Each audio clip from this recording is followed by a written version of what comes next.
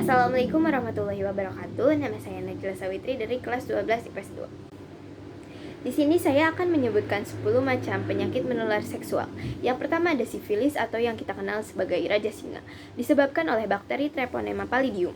Penyakit ini menyebabkan luka pada alat kelamin atau mulut kelamin. Yang kedua adalah gonore atau kencing nanah yang disebabkan oleh bakteri Neisseria gonorrhoeae yang menyebabkan keluarnya cairan dari penis atau vagina dan rasa nyeri ketika buang air kecil. Yang ketiga adalah HIV yang disebabkan oleh Human Immunodeficiency Virus yang menyebabkan sistem kekebalan tubuh. Dan yang keempat adalah hepatitis yang disebabkan oleh virus hepatitis dan mengakibatkan gangguan hati kronis hingga kanker hati. Dan yang kelima adalah herpes genital yang disebabkan oleh infeksi virus. Penyebarannya terjadi melalui kontak langsung dengan pasangan yang telah terinfeksi.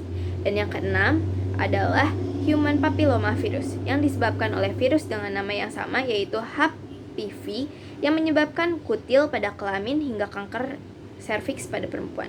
Dan yang ketujuh adalah chlamydia yang disebabkan oleh bakteri Chlamydia diatomatis. Pada wanita, chlamydia menyerang leher rahim, sedangkan pada pria menyerang saluran kencing urin di penis. Yang kedelapan adalah Tachymonalis yang disebabkan oleh parasit Triohomonasis vaginalis. Penyakit ini menimbulkan keputihan pada wanita atau malah tidak menimbulkan gejala.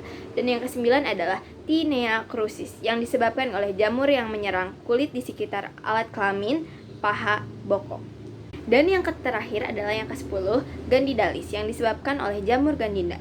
Penyakit ini ditandai dengan adanya ruam atau lepuhan yang muncul pada kulit kelamin. Kemudian saya akan menjelaskan gejala serta cara pencegahannya dari penyakit menular seksual. Yang pertama adalah sifilis. Gejala sifilis digolongkan sesuai dengan tahap perkembangan penyakitnya. Yang pertama, sifilis primer, ditandai dengan luka di tempat bakteri masuk. Kedua, sifilis sekunder, ditandai dengan munculnya ruam pada tubuh. Yang ketiga, sifilis laten, tidak menimbulkan gejala. Yang keempat, sifilis tersier, dapat menyebabkan kerusakan pada organ lain seperti otak, saraf, dan jantung. Cara pencegahannya, penularan sifilis dapat dicegah dengan perilaku seksual yang tidak aman. Yang kedua adalah gonore.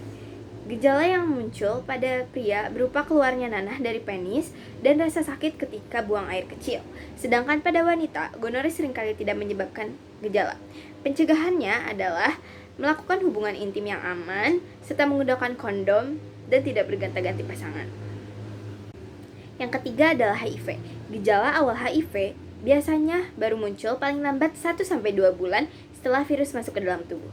Ciri-ciri HIV di awal mula masa inkubasi, virus umumnya terlihat mirip seperti flu biasa. Cara pencegahan HIV bisa dilakukan dengan cara yang pertama, menggunakan kondom yang baru tiap berhubungan seksual. Yang kedua, hindari hubungan seks lebih dari satu pasangan. Dan yang ketiga, bagi pria disarankan untuk disunat. Yang keempat, hepatitis. Gejala umum yang muncul pada penderita hepatitis adalah mual, muntah, demam, kelelahan, feses berwarna pucat, urin berwarna gelap, nyeri perut, nyeri sendi, kehilangan nafsu makan, perubahan berat badan, dan penyakit kuning. Cara pencegahannya adalah yang pertama, mencuci tangan secara teratur, melakukan hubungan seks yang aman, hindari berbagi penggunaan barang pribadi, jangan mengkonsumsi alkohol, dan lain-lain. Dan yang kelima adalah herpes. Gejala yang bisa timbul pada tiap tahapan dapat berbeda-beda. Gejala yang dapat muncul adalah nyeri, gatal, rasa terbakar, blister, yaitu lesi kulit seperti melepuh. Untuk mencegah penyebaran virus herpes dapat dilakukan dengan cara yang pertama, hindari kontak langsung dengan orang lain. Yang kedua, selalu cuci tangan secara teratur. Yang ketiga, jangan berbagi pakaian, barang-barang pribadi. Dan yang keempat, jangan melakukan oral sex. Hanya itu saja yang dapat saya sampaikan dan saya jelaskan.